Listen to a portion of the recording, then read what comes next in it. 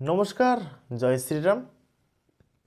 ইতিমধ্যে সবাই জেনে গেছেন বাংলাদেশের চিন্ময় কৃষ্ণ দাস প্রভু কালকে ঢাকা ইন্টারন্যাশনাল এয়ারপোর্ট থেকে যখন চট্টগ্রামের উদ্দেশ্যে যাচ্ছিল সেই জায়গা থেকে গ্রেপ্তার করলো ঢাকা ইন্টারন্যাশনাল এয়ারপোর্ট থেকে গ্রেপ্তার করলো চন্দন প্রভুকে। বাংলাদেশের ইভি পুলিশ গোয়েন্দা গ্রেপ্তার করলো। তার অপরাধ কি? চিন্ময় প্রভুর অপরাধটা হলো বাংলাদেশের জাতীয় পতাকাকে অসম্মান করেছিল, রাষ্ট্রদ্রোহ মামলায় তাকে গ্রেপ্তার করলো বাংলাদেশের ইভি পুলিশ। কিভাবে জাতীয় পতাকা বাংলাদেশের অসম্মান করলো? মামলাটা কে করলো? বিএমপি জামাত ইসলামিক সন্ত্রাসীরা। কবে মামলা করলো? 2 মাস আগে। গ্রেপ্তার করলো কবে? কালকে। কিভাবে চিন্ময় বাবু বাংলাদেশের জাতীয় পতাকাকে অসম্মান করলো?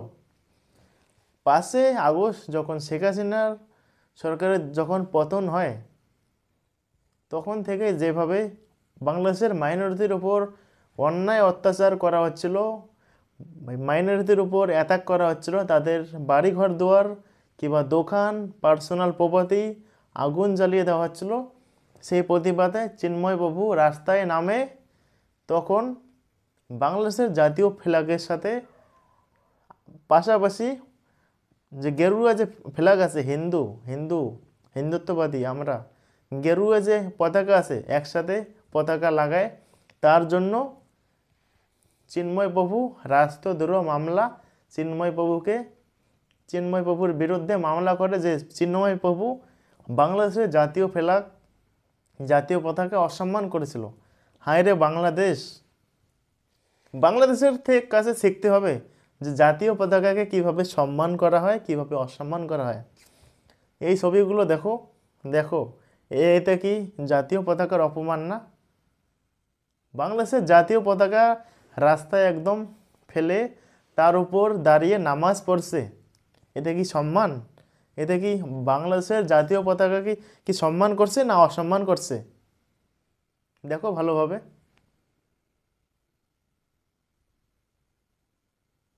এই যে ষড়যন্ত্র চিন্ময় প্রভুকে নিয়ে যেইভাবে ষড়যন্ত্র করছে যে ইউনূস সরকার, যে 2 দিন আগে বাংলাদেশের রংপুরে চিন্ময় প্রভু একটা সভা করেছিল, জনসভা। সেইখানে লাখ লাখ 10 লক্ষর উপরে মানুষ চিন্ময় প্রভুর সাথে র্যালি দিয়েছিল। সেই জায়গায় ভিড় হয়েছিল যে আমাদের 8 দফার দাবি মানতে হবে। তুমি কে আমি কে, হিন্দু হিন্দু হিন্দু হিন্দু ভাই ভাই, জয় শ্রীরাম, একটা এরকম সমাবেশ করেছিল। সে সমাবেশটা দেখে মোহাম্মদ ইউনূস সরকারের মাথা টনক নড়ে গিয়েছে, যে সনাতনীরা জেগে গেছে।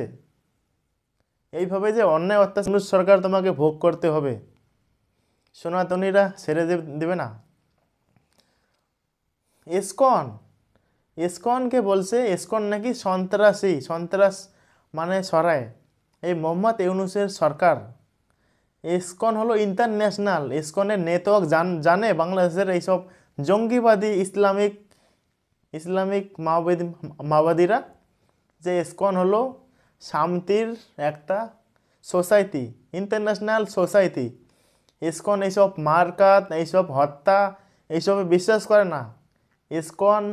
ইসকন একদম পুরা দুনিয়াতে ইসকন আছে, ইন্টারন্যাশনাল ইসকনকে বলে এরা সন্ত্রাসী।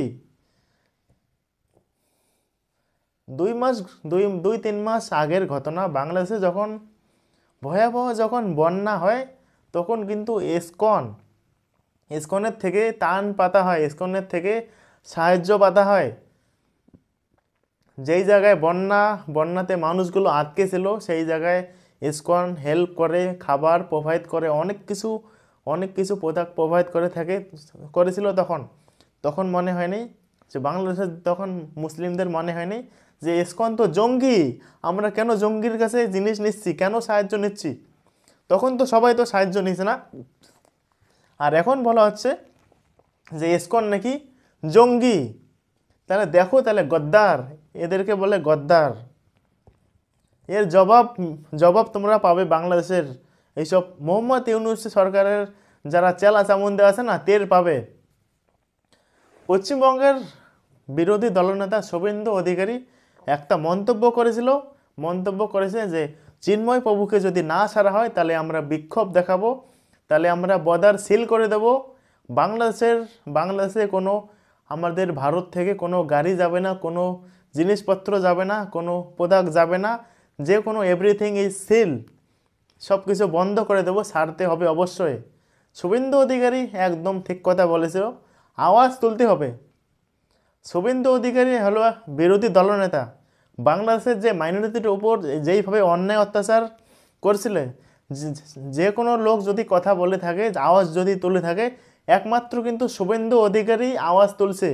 পশ্চিমবঙ্গে যত হিন্দু আছে, যে কোনো এভরিথিং পলিটিক্স কেউ আওয়াজ তোলে না, একমাত্র যদি আওয়াজ তোলে তাহলে বিজেপির থেকেও আওয়াজ তোলে। তাহলে যে হিন্দুর ওপর এইভাবে অন্যায় অত্যাচার করা, যে কোনো পার্টি, কংগ্রেস বলো, তৃণমূল বলো, সিপিএম বলো, কেউ আওয়াজ তোলে না, সবাই চুপ করে থাকে। আমি তাদেরকে বলতেছি যে আজকে হিন্দুর উপর এইভাবে অন্যায় অত্যাচার করা হচ্ছে, আর তোমরা চুপ করে বসে থাকো। তোমরা চুপ করে বসে থাকো, নাকে সর্ষের তেল লাগাও আর ঘুম যাও, আর চুরি পরে বসে থাকো। এইটাই অকাত। আমি তাদেরকে বলছি, যখন অ্যাটাকটা যখন নিজের উপরে হবে না, নিজের পরিবারের উপর যখন অ্যাটাক হবে, তখন বোঝা যায়। যখন গাজায় যখন অ্যাটাক হয়, ইসরায়েল যখন গাজাতে যখন অ্যাটাক করে, ফিলিস্তিনে যখন মারে, তখন তো এরা মানে চিৎকার করে, একদম কান্না দেখায়, ভাই ভাই, তখন সাহায্য করে। এখন এরা চুপ করে বসে থাকে। এটাই হলো সেকুলারিজম। তো thank you for watching my video. আপনি যদি একজন সনাতনী হিন্দু হয়ে থাকো, তাহলে যদি বাংলাদেশের মাইনরিটির উপর যে এভাবে অন্যায় অত্যাচার করা হচ্ছে, কিছু যদি করতে চাও, তুমি ফেসবুকে লিখতে পারো, তুমি ভিডিওর মাধ্যমে বার্তা দিতে পারো, আমাদের ভিডিও শেয়ার করতে পারো, তুমি হ্যাশট্যাগ লাগাইতে পারো, হ্যাশট্যাগ লাগাও, সেভ বাংলাদেশ হিন্দু রিলিজন। তো বন্ধুরা, সবাই ভালো থাকবেন, সুস্থ থাকবেন, নিজের খেয়াল রাখবেন, আর আশেপাশে সবার খেয়াল রাখবেন। জয় শ্রীরাম, বন্দে মাতরম, ভারত মাতা কি জয়। জয়।